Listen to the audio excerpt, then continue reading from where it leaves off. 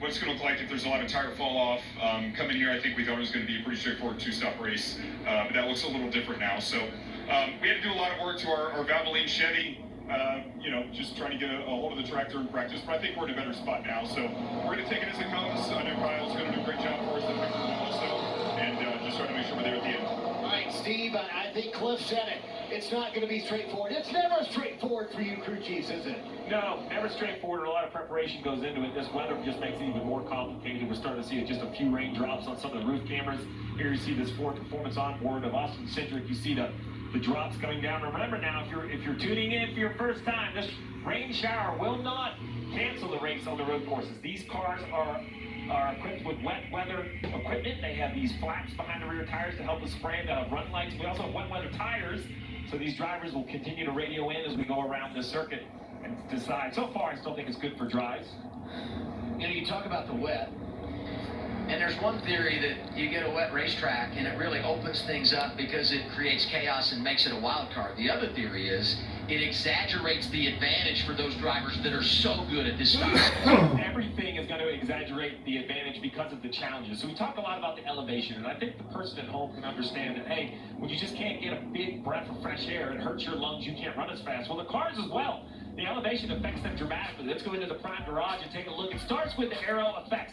Thick air pushes down, a lot of downforce, and also heavy drag. The car has to cut through that thick air. Once we thin the air up, the downforce goes down, the drag goes down, so it's faster down the straightaways. But let's go under the hood and talk about the other real big effects. Two that jump out. One, the air going into the engine, but my concern would be the air going into the brakes. This high altitude does not cool very well. This thinner air, you try to get as much as you can in, but if your driver does not take care of them, these brakes are going to overheat, the pedal is going to fade, and you're just going to have no overall stopping power. So basically, a little less power, a little less downforce, less drag, and less cooling. So it kind of does everything you want it to do the wrong way. It's faster down the straightaways and less drag. It doesn't stop as good when you get there, Adam. Other than that, it's pretty straightforward. And this is the most I think we've heard the drivers talk about, not only the tire fall off and tire degradation over the course of the practice run, but also brakes.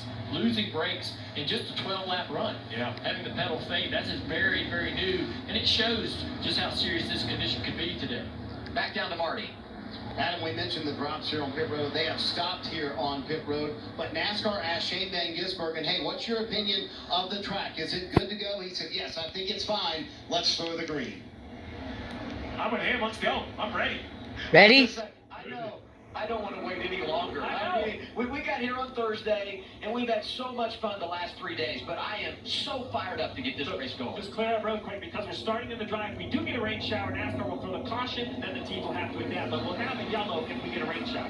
All weekend long, these guys have been out on this racetrack by themselves, not in traffic. They're going to have a lot more trouble getting the downforce, getting the grip, getting into the braking zones, now stacking traffic around them. Look for all these mistakes these drivers may start to make early in this race. The scene here is amazing. You can just feel the electricity. It's a history-making day in NASCAR. You ready? Van Gisbergen, Are you ready? I'm ready. as they go off. Green flag is out. Boogity, boogity, boogity. Let's go race it back. Let's go, CD! We'll see how aggressive these guys want to be on the entry to turn one, the wide. braking zone. Three wide. Shane Van Gisbergen Looks trying like to stay a three little wide bit low. somewhere. Here comes Chastain up on the outside. Ross Chastain from row 2, jumping up behind his teammate. Van Gisbergen the advantage in turn 1, 2, 3. 3 and 4 wide, trying to get through turns 2 and 3. Somebody back there looking 77. Ooh. Hocevar's just going to take a shortcut. Why am I not surprised? Hocevar was the first one off track today. We know he's going to get after it. He's not afraid of contact. We thought turn 1 would be a very difficult braking zone. Turn 4 has been a big surprise this weekend. All the drivers in there cleanly. We've seen a lot of tire smoke, a lot of lockup, more than ever before in any other practice at a road course. So you can't flat spot the tires today. That will make your stints very difficult if you do that. So far, everybody's cleared through all the S's and off into turn 11.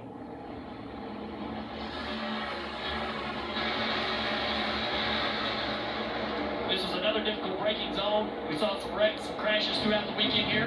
Caution is out. Caution's out. And it's for weather. You see right here on board with the prime on board camera, Chase Elliott, you see the drops. Yeah, we Y'all got gonna throw the caution every time it sprinkles? It's heavy mist, it's heavy rain. I wouldn't even call it a mist, but definitely a good idea for NASCAR to get the caution out before anybody gets off it. There's not a lot of area to, there's some runoff in certain parts of the track. Let's say, for example, coming out of the stadium right here, there's walls everywhere. If we have any kind of an issue, the driver's surprised, so it's dry through there, right? Underneath that little canopy, you come out there into the wet, hit that wall, could be in big trouble for the rest of the day. So smart by NASCAR to get the caution out here. Why? We'll step aside. Early caution for rain in Mexico City. Van Gisbergen on top.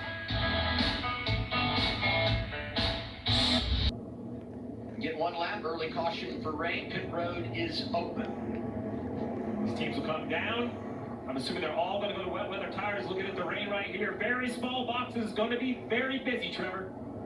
These will be competitive stops here to 71, opting to come down and put on rain tires. At first they were sure, but now the rain is really picking Rain up. tires. Ty Gibbs in that 54 middle of your screen, just like Trevor said, going to put on wet weather tires for Ty Gibbs. Remember, he ran that Xfinity race yesterday, felt very confident today, Marty.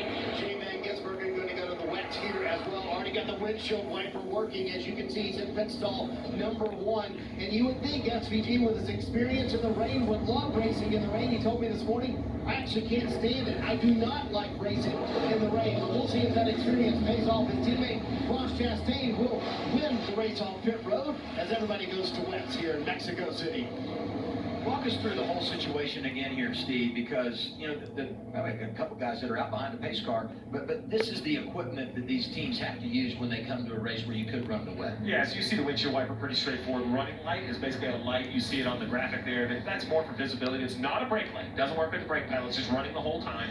The defogger's inside the car. Hopefully yours works well to keep the windshield clear. The rain flaps are what you see down behind the rear tires. Think about a mud flap on a big tractor trailer. These flaps are really just to reduce spray. These cars have more than enough grip. It's vision that's the challenge when it comes to the rain. And then the wet tires, which are optional. You said those 2 cars that stay on the racetrack. That tells me that they're still on slicks.